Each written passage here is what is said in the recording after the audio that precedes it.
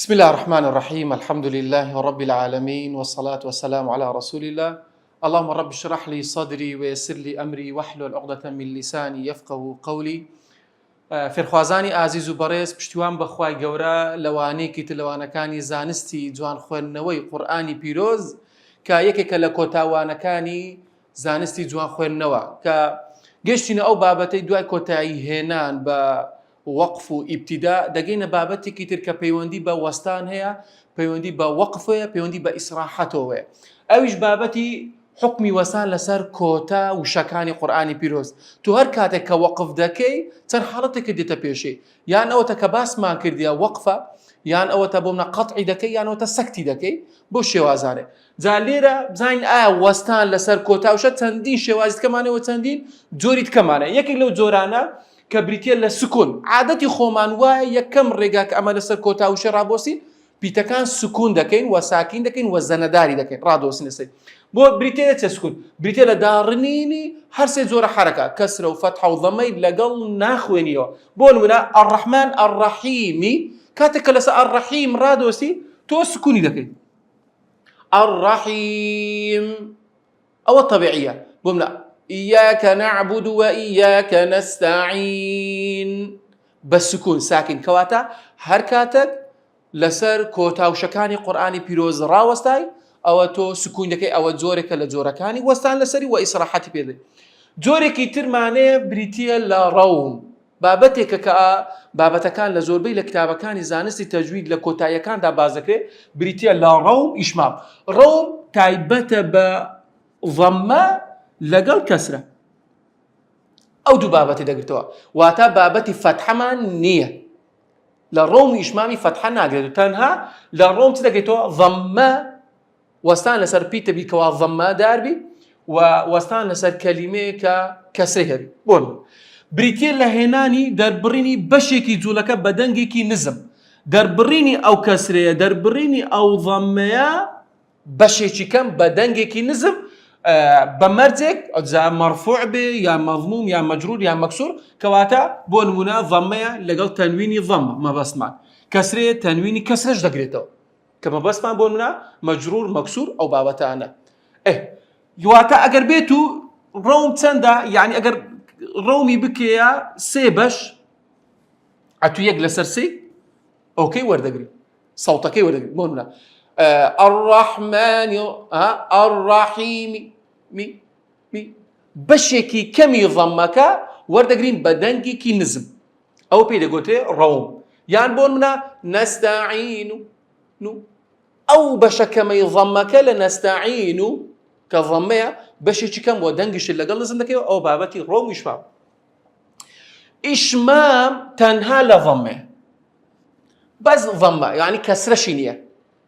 بس ضمه جابزان ئاگادار بە تەنها لێوخڕکردنە پەیوەندی بە سەوتەوە نییە، سەوت ناگۆڕە لەگەڵی. تەماشای پێ ناسکە بریتێ لە خڕکردنی دوو لێوەکان، بەس لێوەکان خڕ دەکەی دەینێ پێشەوە و لە دوای ساکینکردنی، لە دوای ئەوەی کاتوو پیتەکەی سکون دەکەی ئەوجا کە سکونت کرد ئەو کاتە تۆ لێوت خڕ دەکەی دەینێ پێشەوە، لێوت خڕ دەکەی و دەینە پێشەوە. جا کەسی چاوساخ دەیبینێت بەڵام کەسێک بۆ نمونە چاوی نەبینێ و نابینابێ ئەو لێوخڕکردنە نابینێ. تەنها بەدەست زانایان دەفەرمون کە ئیشارەتی پێدەی بۆ ئەوی فێری بکەی بەدەست دەست بە لێوەکان دادێنی بۆ ئەوی بزانی کەوا تەنها مەبەست لە لێوخڕکردنەکەیە. نمونەکمانەیە بۆ نمونە نەستاعین وشەی نەستاعین ضەمەیە بیکەینە ئیشمام نەستاعین بەس لێوت خڕ دەکەی نەستاعین هر ئەواندا ئەوە بابەتی ئیشماوە. جا وشەی نەستاعین ئەگەر بمانەوە لەسەری بۆسین بە ئیشمام تەنها ئیشمام، بەڵام ئەگەر بیکەینە ڕۆم نەستاعین و بەشێکی ضەممەکەی دەدەینێ ئەگەر هاتوو ضەممە بوو. جا ئەگەر بمانەوە بۆسین بە ئیشمام تەنها پیتەکە ساکین دەکەین و ئینجا لێوەکان خڕ دەکەین وەکو خڕکردنیی ئاسایی کە بۆ پێشەوە. ئەوە بابەتی ڕۆم و ئیشمام ئەو پێناسەکەی و نمونەکانشمانێنە. جا لێرە وشێکمان هەیە لە قورئانی پیرۆزدا کە وەکو ما لك لا تأمننا تمشى إيربكن أول ليو خركرناك أو وينك تنها ليو خركرناك واتاب بيوندي بصوت ونية نستعين الملك أو الملك ضمك بخويني بلان بس بكيش مام الملك بوشي وازي زا لزوربي مصحف كان كاتق لسورة يوسف أم مشي ما عندي بيش ما لك لا تأمننا أو شيء الأصل ما لك لا تأمننا أو أصلي وشكا زاليرا يان أوتاس نقطة كي سوري لسرا يان أوتا كوبلي وكو باقلاويك كهمايتي أوها لسرا لناو ميمكا بوشي وازي نونك شدية جا أوا ياخذ أجل نقطة رشي لسربو تمشاهدك اللي تنج مصحفة كان لبراويز زوربي مصحفة كان نساء الروم الإشمام يكا كان لو دو بكا لو بيتي تأمنا يعني دبي الروم يمكن يعني إشمام بوازم لا قراءة حفصي تنا أو بيتا مانيا كلناو كلمة نقل كوتاي لناو كلمة كي بتواني روم إشمام بكي لناو كلمة كي نقل كوتاي استأوانا مكوتايا بلام استأما أو بيتا لناو خدي كلمة للروايات حافظ كوا دبيتو إشمام روم كي تون إشمام رومي ليرب كي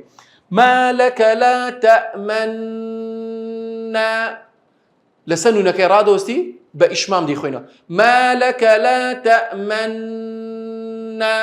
لكاتي نونكا ليو تخرج كيدينيا بيشوا دواتر ليو دقرينيو أو ذا نايكي دلي دي ساين دليمو بإشمام أجر بيخوينوا ما لك لا تأمنا أو يك بلام أجر بيكينا برومي بيخوينيو بشكي ضم بدنجي كي نزم ضمكي بيخوينيوا قالوا ما لك لا تأمننا على يوسف ما لك لا تأمننا نو أو بشان صوت نزمي ضمكي ددين كبريتيا لا روم قالوا يا أبانا ما لك لا تأمننا على يوسف أو الروم بكي يشمع ما لك لا تأمننا بوشي وازي لنا خدي كلمكي إشمامكي زي بزيكي عن رومكي إيش بيدكي بوشي وازي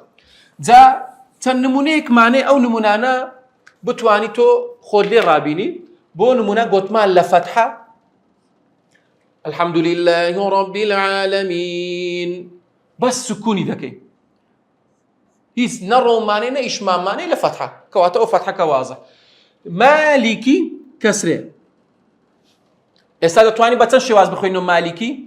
بس سكوني دتواني بخوينينوا با رومش دتواني بخوينو كواتا دو شواز معناه مالك سكون او شواز كم شواز دوم مالكي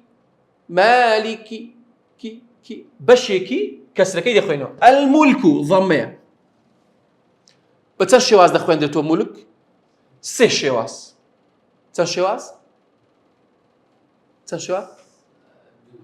دو ادي ايش ما ماكش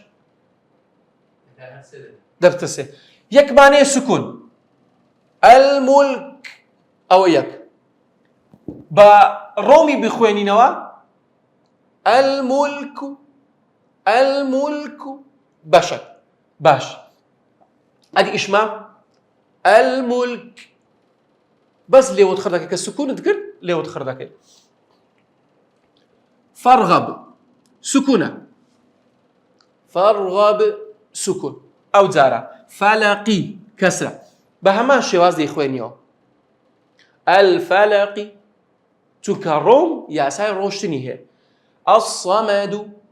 الصمد سكون دواتر بيكي الرم الصمد بيكي إشمام الصمد همان حكمي ضميه أقداري إيربا الحساب سك فتحة كي لقلنا أخوين والطور كسره والطوري أقدار والطوري ليرت مانه مد مانه ما دام مد مانه أو كاتا دريج ذكرته ناس مدية درێژ دەکرێتەوە دەتوانانی بە 2 بە 4 و بە 6 کەواتە شێوازی خوێندنەوەکەی زیاتر دەبێت. ئێستا وەطور تۆ چەند دەتوانێت ئێستا احتیادی خۆمان ئەمە بە سێ حاڵەت هەیە 2 4 6 ئەکەیمانەیە کە لە عارض سکوونە وەطور بە 2 ئەوە 2 وەطور بە 4 وەطور ئەوە بە 3 ونیا هەمووی سکوون باشە. چەند شێوازیکەی کەسرەمانەیە قڵەکی ڕۆمی دەکەین وەطوری ئەوە بۆ 4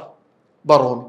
وازحە وەطوری بە 4 شێواز ئەم کەلیمەیە دەخوێندرێتەوە باشە. ئەنناسو بە چەند شێواز دەخوێندرێتەوە ئەنناس 3 شێوازی سکوونکە ئەنناس مەلیک الناس بە 4 مەلیک الناس بە 6 ئەوە 3 سکوون ئەدی ڕۆمەکە ئەنناسو بە 2 حرەکەت ئەوە 4 باشە ئەدی سید کەش دەبی بە ضەممە بە ئیشمان بیدەی الناس الناس 2 4 6 بە ئیشمامی تێدا جێبەجێ دەکەی کە دەبێتە 7 شێواز بە 7 شێوازی دەخوێندێتەوە. قاعیدەیەکمانەیە لە ڕۆم قاعیدەکەمان دەڵێتە بنچینەی ڕۆم ئەو پیتانەی کە خوێنێت بەسەری دەوەستەی کە ئەنەما ئەتوو حکمی ڕۆیشتنی هەیە کە ئەتوو کە ئەنەما دەڕۆی جا حرفەکە ئەگەر تو ڕاوەستای لەسەری قەڵەو بوو ڕاوەستای لەسەری قەڵەو بوو بەڵام لە کاتی ڕۆشنی کەسرەکەی وەرگرت ضعیف دەبێت کە ئەنەما ئەتوو دەڕۆی ناتوانانی بکێ 2 4 6 لە ڕەومی وازحە ئینشاءڵڵا. ئێستا بۆ نمونە القەدر فەیەغفیر ئەو 2 نمونەیە القەدر ڕائەکە ناسک دەکرێت لە کاتی ڕۆمی بەڵام ئەگەر لە کاتی ڕاوەستان إنا أنزلناه في ليلة القدر كسكونم كرت رأك قلوة القدر بلا ما مدري حكمي رومي جلس زيب كي إنا أنزلناه في ليلة القدر دي كواتا ضعيف بحكمك حكمي باريكي وردقري أقدر روم همان حكمي روشن وردقري جاء أجر هسبون فيغفروا ضمير بەڵام ئەگەر لە سەر ڕاوەستین فەیەغفیر لۆ لەبەرەوەی ڕە سکوونە پێشی کەسرەیە ئەگەر بوەستین حکمی ڕەکەمان چیە مادەم سکوونە پێشی کەسرەیە فەیەغفیر ضعیفە بەڵام ئەگەر ڕۆمی لەسەر جێبەجێکەی ضەمەکە دەخوێنرەوە فەیەغفیر ڕوو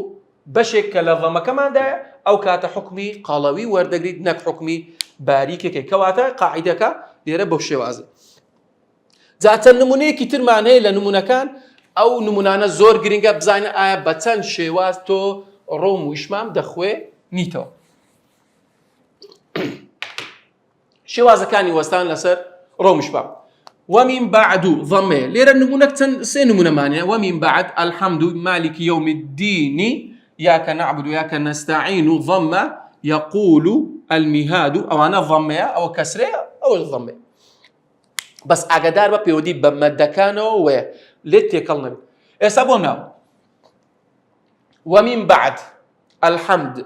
ئەو دوو وشەیە ضەمەنە بە چەند شێواز دەخوێندرێتەوە سکوون ڕۆم و ئیشمام بۆ نمونە دەڵێ الحەمد سکوون بیکە ڕۆم الحەمد ئەوە ڕۆم بیکە ئیشمام الحەمد قەلقەلەکەشی بدێ الحەمد ئەو جە لێوت خڕدەکەی ئەوە سێ مالك يوم الدين بچەند شێواز دەخوێنرێتەوە. ئێستا تۆ فاتحەی بخوێنەوە بە ڕۆم و ئیشمام بچەند شێواز ئەو کەلیمە دەخوێنەوە لەبەر ئەوەی مەدە مالك يوم الدين كسرة سكونها هر كاتا قوتمان يا ساكن ببيشي كسرة بي أو يا أجي مدية 2 4 6 سكون طبيعي 2 4 6 بومنا مالك يوم الدين 2 مالك يوم الدين بتسوار مالك يوم الدين أو بشش كواتا وسي حالات باش حالتش كمان وتبو لبر أوي كسرة بهشوازي كتير دخوين ديتو كبريتي لا الرو بلام بكورتي ناتواني بكي 2 4 6 برومي تنا يك حالة كأنما أتو ضرب دو زولا مالك يوم الدين مالك يوم الدين دنگ النظام دكيوا بو شواز أو حالته كواتا مالك يوم الدين بتوار شواز دخوين دريتو نستعين يقول مهادو بحفت شواز دخوين دريتو شو شيء نستعين لبر أو يضمها ضمەیە و یەقول ضمەیە لەبەر ئەوەی مەدە ئاگادار بە. ئێستا ئەلمولک و ئەلحەمد و مەدی تێدا نییە، مەدی تێدا نیە، لۆیە سێ شێوازە ضەممەشە، بەڵام لەبەر ئەوەی ئێستا ئەوانە مەدی تێدایە و ضەممەشە چێوازەکەی زیاتر دەخوێندرێتەوە، شێوازی وەستانەکەی زیاترە. والله ئەعلەم. بە حەفت شێواز دەخوێندرێتەوە. باشە ئەو حەفت شێوازە چۆن چۆنیە وەکو ئەوەی ترە کە تازە تەطبیقمان کرد. تەمەشا ئێرە بکە حەفت شێواز، سێیان بە سکوونی، سێیان بە سکوونی، 2 4 6 نەستەعین، 2 نەستەعین، 4 دەتوانین بۆ شێوازەی نەستەعین بە 6 ئەوە سکوون ماکرد. باش خاڵێک تر وەرە بەڕۆم بیخوێنە نەستەعین،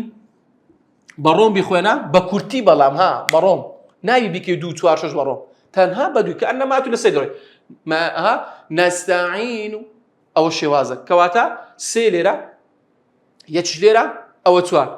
سێ شێوازی تکە تێ بە ئیشمام 2 4 و 6 درێژ دەکەی و بەڵام لێوت لە کۆتایەکەی خڕ دەکەی، کەواتە سێ سێ 6 یەکشمان هەیە بە حەفت شێواز نەستەعین و یەقول و میهاد و لەبەر ئەوەی ئەوانە مەدینە ئاگادار بە ئەو ملاحەزەی. بۆ نمونە ڕادەوەستین بە 2 نەستەعین لێوت خڕکە ئەو جارە بەوی کە 4 نەستەعین لێوت خڕکە ئەوە 4 بیکە 6 نەستەعین 6 ئەو حاڵەتە بەو شێوازەی دەتوانی تۆ ڕۆم و ئیشمام بخوێنی. بۆن من یەقول و بەڕۆم دەتوانی بیکە ئیشمام، ئیشمامە چی بە چواری یەقول لێوت خڕ دەکەی لە کۆتایی. المیهاد میهاد لەبەر ئەلفەکە مەدیە، واوەکە مەدیە، یاکە مەدیە، بەو شێوازەی دەتوانی لەسەریان بۆستی. کەواتە حەفت شێوازت هەیە لە شێوازەکانی کەسرە و ضەم. ملاحەزەیەکمانێ لەو ملاحەزەیە و لە حاڵەتی ئیشمان بە ڕۆم ڕوونادات ئەو تێبینی ئاگادار بە تێبینی، بۆ نمونە تێبینی لە حاڵەتێک کە ئیشمام ڕۆم ڕوونادات ئەویش تەنها لە هائی مەینە ئەگەر هات و تائی مەربوتە بوو، تائی مەربوتە ئاگادار بە تەنوینیشی لەسەر بۆمنا هودە و ڕەحمەتون مامۆستا ئەوەی ضەمەی لەسەرە یان نا ضەمەیە بەڵێ ونیە ڕەحمەتون ئەویش گوتمان تەنوینەکانیش دەگرێتەوە هودە و ڕەحمە نارێ ڕەحمەت و تو یان ڕەحمە بۆ نەبی لێوت خڕکەی لە ئیشمامی ئەوە لێرە ئەو ملاحەزەیە ئاگادار بە کە پێویست ناکات تۆ لێرە درێژکوە. لەوانەیە پرسیاگر مامۆستا لە تەنوینەکانیش دەگرێتەوە، بەڵێ هەر کاتێک لەسەر تەنوینەکانیش ڕاوەستای تەنوینی کەسرە و یان تەنوینی ضەمە بوو بۆ منە کەسەیبین، کەسەیبین تەنوینە ونیا، بەڵام ئێستا توانی تۆ بەڕۆم لەسەر ڕاوەستی کەسەیب ئەوە سکون کەسەیبی بیکە ڕۆم دروستەی ئیشکالەک نییە. حاسیدین حاسیدی بە کەسرە دەتوانی بڕۆی. ئاگادار بە بەو شێوازەی دەتوانی ڕۆم و ئیشمام تەمرین لەسەر بکەی پەیوەندی بە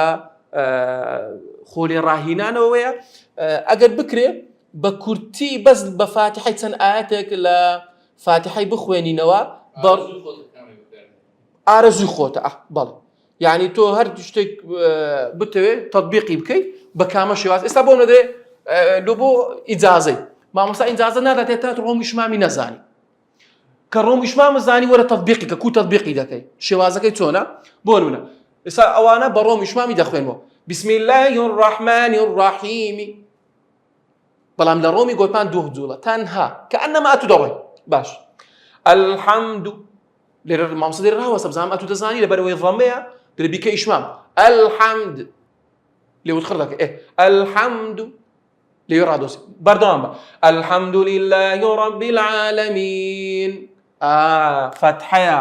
هیچ پەیوەندی بە ڕۆم ئیشمامی وە نییە، پێویست ناکە تەطبیقیکەی وازی لێبینە نیتمان لێرە ڕۆم ئیشماممان نییە. الرحمن الرحیم ڕاحیمی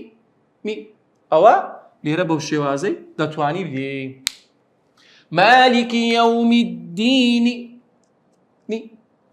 ئەوە دەتوانی لێرە ڕۆمی بکەیت. صراط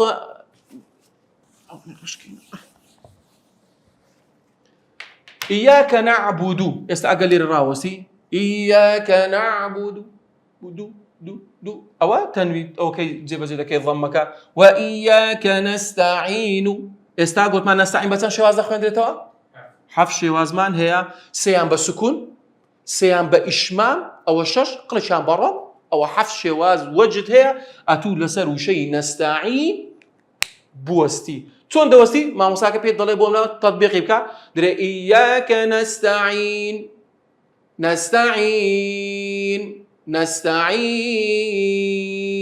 أو بشش أو أنا عارض السكون كان أو زي قلتشي بروميش نستعين أو زي سيدانش بإشمام نستعين هل يدخل كيف بدو بتوار وبشش أو ده بتحرش اهدنا الصراط المستقيم مستقيم فتحية كواتر روميش ما بنقدر صراط الذين أنعمت عليهم غير المغضوب عليهم ولا الضالين عوش فتحية بيوندي بروم وإشمامينيا يوادارم تواني بيت ما سوديك ما بأي وجان دبت بكرتيو بوختيت كومالك ملاحظة وتبيني ترهي لبابتي روم إشمام بلام أو كرتو بوختي كيتي بتوان استفادة اللي بكانوا وهمو قرآن دتوان بوشوازا بروم وإشمام بخوينوا وتطبيقي بكان بوي شێوازێک لە شێوازەکانی قورئانی پیرۆز تطبیقن ئەو بابەتەی گرنگت لەوانەیە تەڵەبە پرسیار کە مامۆستا باشە لۆ بۆ شێوازەی دەخوێندرێتەوە لۆ ئەو کەسرانە لەبەر ئەوەی بزانی لە بۆ حفزی زۆر باشە ئەتوو دەزانی ئاخر کەلیمەی ڕەحمانی ڕەحیمی کەسرەیە بیلادی ئەمە هەر بە سکون دەخوێنینەوە بۆ الرەحمانی ڕەحیم ئەوانەی کەوا جێمان لێ دەبی هەر سکوین دەکەی بەڵام بۆ کەسێک لە پێشنێژی بخوێنی ئەگەر بڕوات سێ چار ئاەتی لێکدا بخوێنی بەیەکە ناسێ أو كاتب بيويسة كبزاني آخر كلمة تحركتي هي بسم الله الرحمن الرحيم الحمد لله رب العالمين كها وصلك الرحمن الرحيم باشا مالك يوم الدين مالك يوم الدين كواتل له حفظي بكلك ديوا بزاني كوات آخر كلمة تحركتي